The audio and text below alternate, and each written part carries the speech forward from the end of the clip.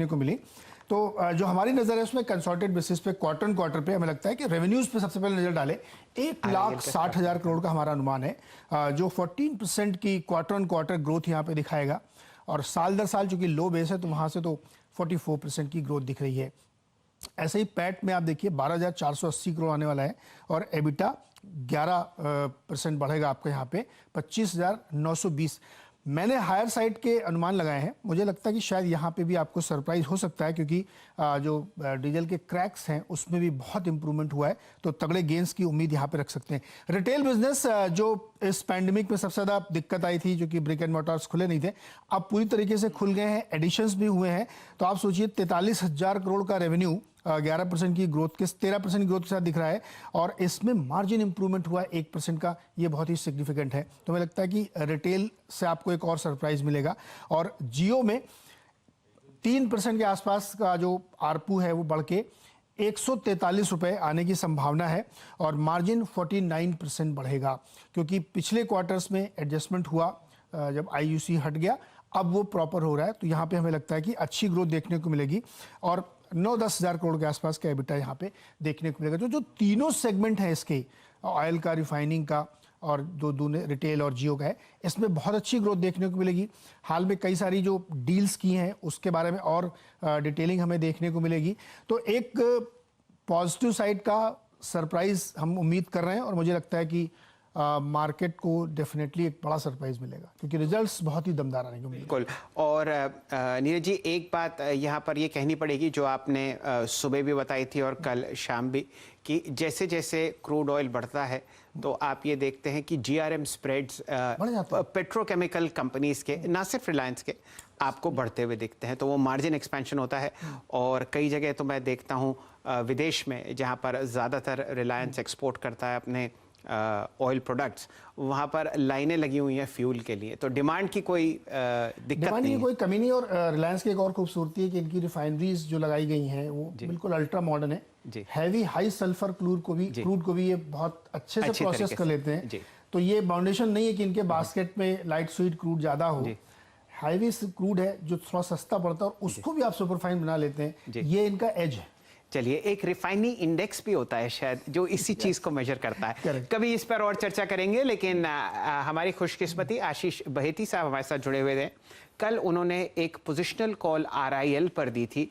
आशीष जी, आप एक बार उस कॉल को रिव्यू करना चाहेंगे, और स्टॉक प्राइस की आपके सामने क्या फिलहाल चार्ट्स पर दिख रहा है? ध्यान दीजिए, सीएनबीसी आवास का प्रभुत्व और प्रबंधन दोनों रिलायंस इंडस्ट्रीज के साथ है। अगर आप इस ट्रेड में हिस्सा लेते हैं तो एक इंडिपेंडेंट राय जरूर लीजिए। डिस्क्लेमर आपकी स्क्रीन पर, और बहेती साहब हमारे साथ जुड़ते हुए। शैल सर, इंट्राडे में तो आज एक अच्छा मूव दिखा था, बट अभी थोड़ा सा प्रेशर जरूर दिख रहा है स्टॉक में।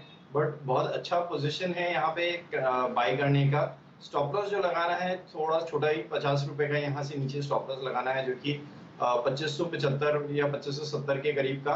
और हमें लगता है कि मंडे को ये 2750 तक की ट्रैजेक्टरी यहाँ से दिखा सकता है क्लाइंट्स।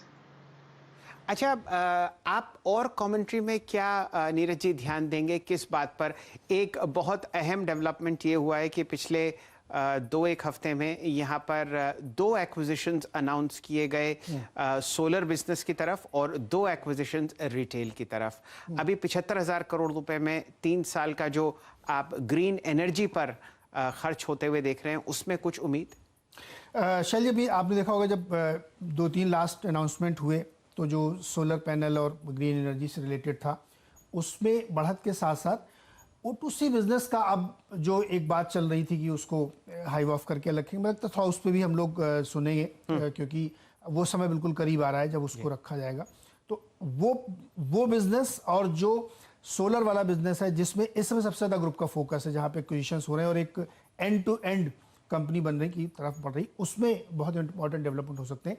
रिटेल में जो बहुत सारे एक्विजिशन भी हाल फिलहाल में हुए हैं ना, रितु कुमार, मनीष मल्होत्रा, सब जायंट, तो उसका भी हमें डिटेलिंग मिलेगा कि और कहाँ कहाँ कैसे उसकी पोजीशन बढ़ी। और एक और आप बोल रहे हो जो 7 to 11 जी जी बिल्कुल वहाँ तो मैं उम्मीद कर रहा हूँ कि कभी अंधेरी की तरफ जाने का मौका मिले तो वहाँ पर लुत्फ उठाया जाएगा 7-11 का। करीब शायद 2003 की बात है जब रिलायंस रिटेल का पहला शोरूम खोला था हैदराबाद में, और तब मैं कहीं और कार्यरत था, तो मैंने वो शोरूम की ओपनिंग देखी। और कमाल की बात यह है कि तब रिलायंस रिटेल का जो पूरा वेंचर थे एक व्यक्ति संभाल रहे थे जो आजकल बॉम्बे स्टॉक एक्सचेंज को संभालते हैं। तो ये पुरानी यादें आपने ताज़ा करवा दी। तो रिलायंस रिटेल के एक्सपेंशन प्लान्स पर और रिलायंस के नतीजों पर नीरज जी बहुत पैनी नज़र आपको रखते हुए दिखेंगे। कितने बजे आ रहे हैं? मार्केट बंद होने के बाद कभी भी। चलिए ये बात हम हमेशा डिस्कस करते हैं, हमेशा लिख सकते हैं। चलिए वापस बाजार से जोड़ते हैं, वीरेंद्र जी से जानने की चेष्टा करते हैं कहां जा रहा है निफ्टी। वापस 18,100 आपके सामने, सिर्फ 80 अंक का लाल निशान, और निफ्टी बैंक वापस बढ़ता हुआ 40,350 की तरफ। वीरेंद्र जी। जी हाँ शैल जी, पहली बात तो यह है कि कुछ स्टॉक्स ने बहुत अच्छा किया है और वो ट्रेड ग्रिप में है, उनके बारे में एक बार कमेंट ले लेते हैं। मानस गोदरेज प्रॉपर्टीज जहां पे हमने डिस्कशन किया था एग्जैक्टली अगर आप देखें वहां से अब करीब करीब स्विंग देकर आप समझ लीजिए कि 2370 से 2430 से एक बार के लिए प्रॉफिट्स को कैश में कन्वर्ट कर लें क्या? नहीं, मैं समझता हूँ कि अगर आप कैरी फॉरवर्ड करेंगे तो ज्यादा बेहतर रिटर्न्स आपको मंडे को मिलेंगे। देखिए आज उस तरह का बाइंग नहीं देखने को मिलेगा क्योंकि 2 दिन का हॉलीडे है, मार्केट बंद है, इसलिए शायद हमें एग्रेसिव बाइंग ना देखने को मिले, लेकिन एग्रेसिव बाइंग मंडे को देखने को जरूर मिलेगी स्टॉक में। इसलिए मेरा समझना यह है कि आप अपनी पोजीशन में बने रहिए। स्टॉप लॉस वही रहेंगे 2340 के और टारगेट भी वही रहेंगे करीब करीब 2600 रुपए के। चलिए, तो आप कह रहे हैं कि जनाब यहाँ पर इसको होल्ड करना ज़्यादा अगर आप देखें तर्कसंगत है, अगर आपके पास रिस्क लेने का एपिटाइट है तो आप कर सकते हैं ऐसा। कुछ देर में एक बार से जरा डाउ फ्यूचर्स को देखेंगे, एग्जैक्टली डाउ फ्यूचर्स क्या कर रहे हैं, क्योंकि वो भी एक कहीं ना कहीं जहन में हमें रखना पड़ेगा कि Dow futures exactly wall street पे आज किस प्रकार का कारोबार होगा, संकेत दे रहे हैं, उसको देखेंगे कुछ देर में। लेकिन एक बार एक काम करते हैं, एक फ्रेश नज़रिया और लेते हैं। हमारे साथ चंदन थापड़िया मोतीलाल ओसवाल फाइनेंशियल सर्विसेज से मौजूद हैं। चंदन नमस्कार, कार्यक्रम में स्वागत है। चंदन, आपकी अप्रोच मार्केट्स पे इस डिप पे समहाउ 18,000 जहां पर पुट राइटर्स का सबसे बड़ा कन्विक्शन है जो कि 10 डे और 20 डे के हमारा बीच का जोन है, अभी कुछ रिस्पेक्ट देता हुआ निफ्टी, आपकी अप्रोच और आपका कन्विक्शन ट्रेड? जी देखिए वीरू, नीचे में निफ्टी जरूर सपोर्ट ले रहा है, बट कंसर्न है कि